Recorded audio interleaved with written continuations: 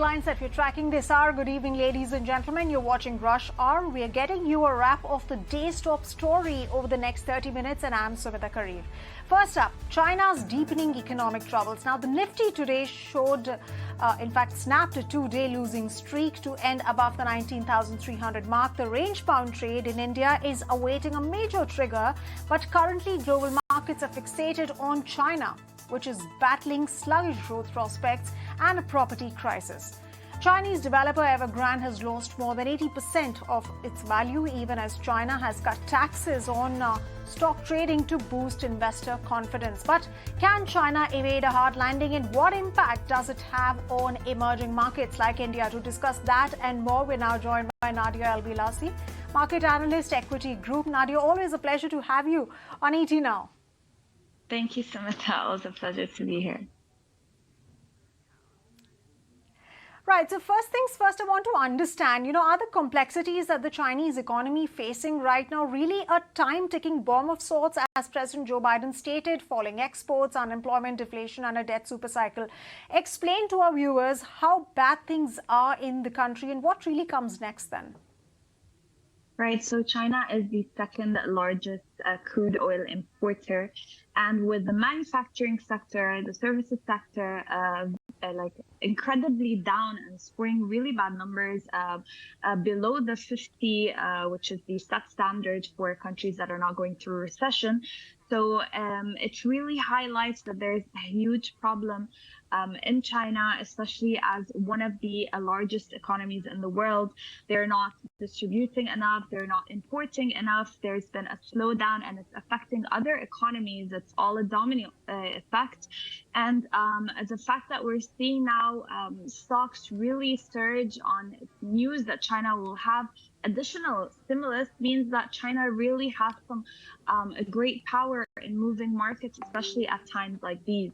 So when markets now focus on China's recovery, which is really slow because of COVID-19, they had the restrictive policies that really stayed on for so long compared to other economies, and that's really affecting the economy in a really negative way.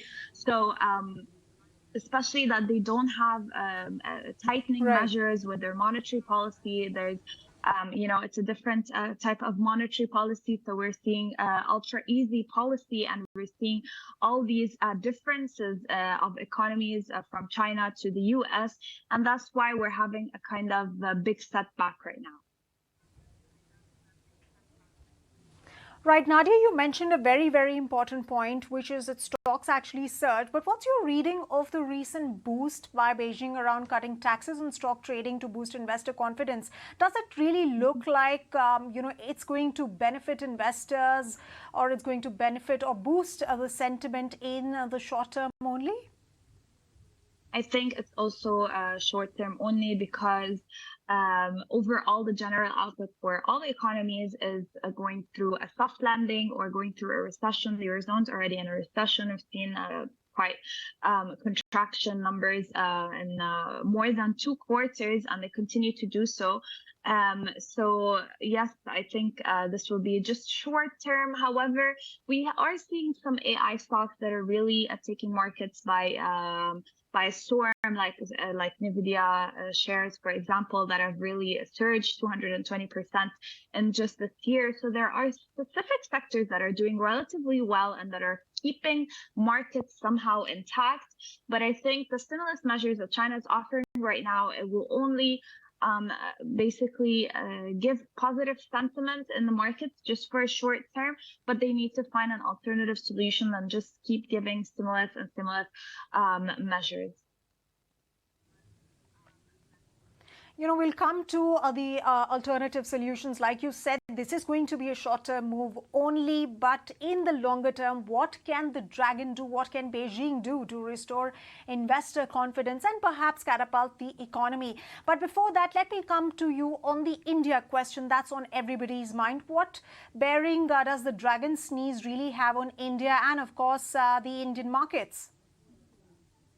Well, honestly, I think that this really impacts the whole world, not just India. And what we're seeing right now is kind of, it was a bit of a shock to the markets. And that's why we're seeing markets do surge up, but they are following the trend from global markets. And I think that's what's keeping markets intact right now.